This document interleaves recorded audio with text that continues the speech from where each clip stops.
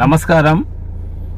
ఈరోజు బీసీ నాయకుడు అని చెప్పుకుంటూ మరి బీసీలకు ఎప్పటి నుంచి పోరాడుతున్నా నాకైతే తెలియదు, కానీ నేను కూడా ఒక సామాజిక వర్గానికి ఒక లీడర్ని. మరి ఎప్పటి నుండో బీసీల గురించి పోరాటాలు చేస్తున్నాం.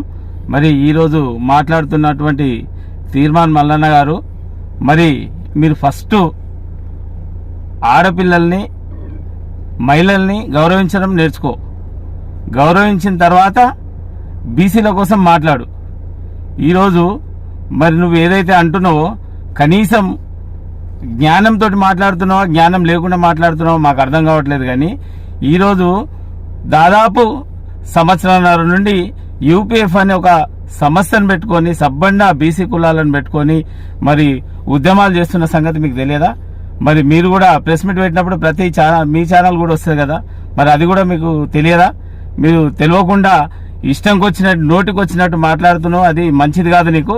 మరి ఇవన్నీ బీసీ కులాలు వచ్చి మరి ఈరోజు ఒక ఆడపడిచే ఉండి మరి ఆమె ఎంతో గౌరవంగా బీసీల కోసం పోరాటం చేస్తే నీకు ఆ క్రెడిట్ ఎక్కడ వాళ్ళకు పోతా అని చెప్పేసి నువ్వు చాలా కంగారు పడుతున్నావు.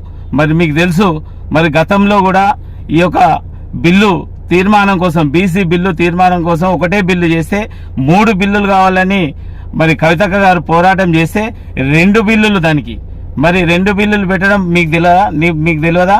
మరి అదే రైలు రోకో ఎక్కడ చేస్తే ఆ అకౌంట్ మరి యూపీఎఫ్ మరి కవితక్క గారి అకౌంట్లో పడుతుందని చెప్పేసి మీరు బాగా ఉలికిపడి మరి నీ నోటుకు వచ్చినట్టు మాట్లాడుతున్నావు. అది నీకు సరైన పద్ధతి కాదు. మరి తీర్మాన్ మల్లన్న గారు, మరి మీ ఇంటి పేరు చింతపండు అంటారు కదా, మరి బీసీలందరూ ఏకమై వచ్చి గతంలో మీకు తెలుసు, మరి బీసీలంతా ఏకమై వచ్చి నీ ఆఫీస్ దగ్గర మరి ఆ చింతపండు పిసికినట్టు పిసుకుతామని చెప్పేసి తెలియజేస్తున్నాం.